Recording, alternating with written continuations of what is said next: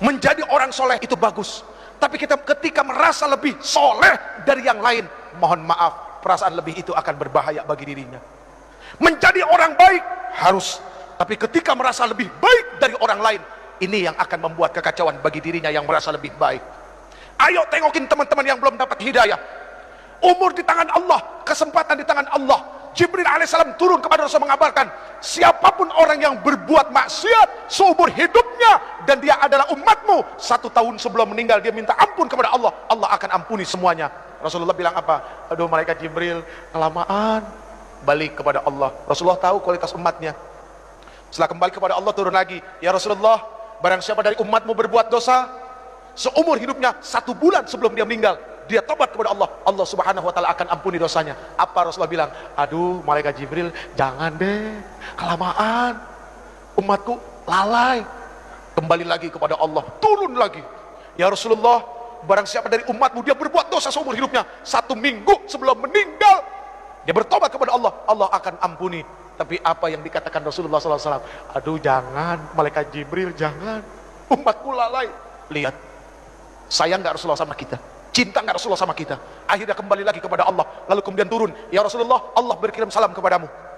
Barang siapa dari umatmu dia melakukan dosa, melakukan keburukan seumur hidupnya, 1 tahun, 1 bulan, 1 minggu, 1 hari, bahkan ketika ruhnya yagharghir, malam yagharghir, gargara, berbulak balik di tenggorokan, dia nggak bisa berkata apapun kepada Allah, tapi matanya menatap memohon kepada Allah, hatinya bersungguh-sungguh kepada Allah, minta ampun kepada Allah, Allah subhanahu wa ta'ala akan memberikan ampunan kepada mereka. Itu maha luasnya ampunan Allah. Tapi sayang 1000 sayang, Allah nggak pernah bosan ngampunin hambanya, cuma hambanya yang kadang-kadang bosan minta ampun kepada Allah.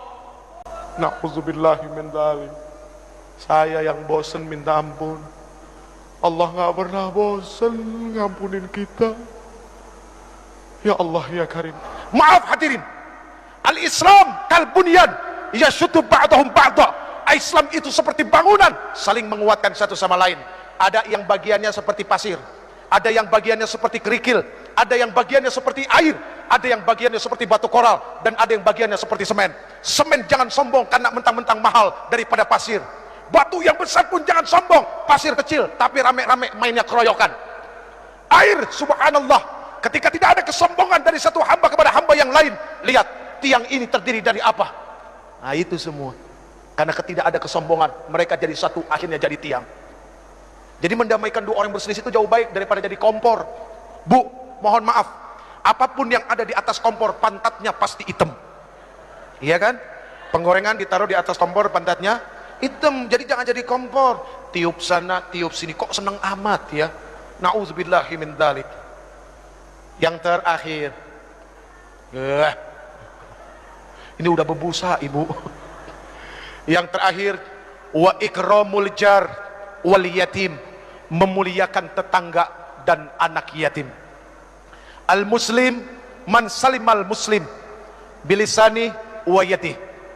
Muslim itu adalah orang yang bisa menyelamatkan muslim yang lainnya, atau ketika muslim yang lainnya itu selamat dari apa? Dari mulut dan lidahnya. Kecintaannya kepada tetangga, rasa kasih sayangnya kepada orang-orang fakir, itu sangat luar biasa. Maaf, mohon maaf, jangan tersinggung. Yang kaya, tolong engkau ingat, tidak akan pernah ada kalimat kaya kalau tidak ada miskin. Artinya apa? Kenapa engkau disebut orang kaya? Karena ada orang miskin, makanya engkau disebut orang kaya. Coba kalau semuanya orang punya harta, apa disebut orang kaya? Enggak, semuanya sama. Adanya kaya kan ada yang miskin. Ya udah ya. Wa ikramul jar wal yatim, memuliakan tetangga dan anak yatim. Ini bukti bahwa dia adalah muslim sejati. Friend, pegang yang 7 friend. 7 itu bermakna adalah Al-Fatihah, As-Sab'ul Masani, 7 ayat yang berulang-ulang. 7 itu berarti adalah hari dari Jumat sampai Kamis. 7 itu berarti adalah lapis langit. 7 itu berarti adalah lapis bumi.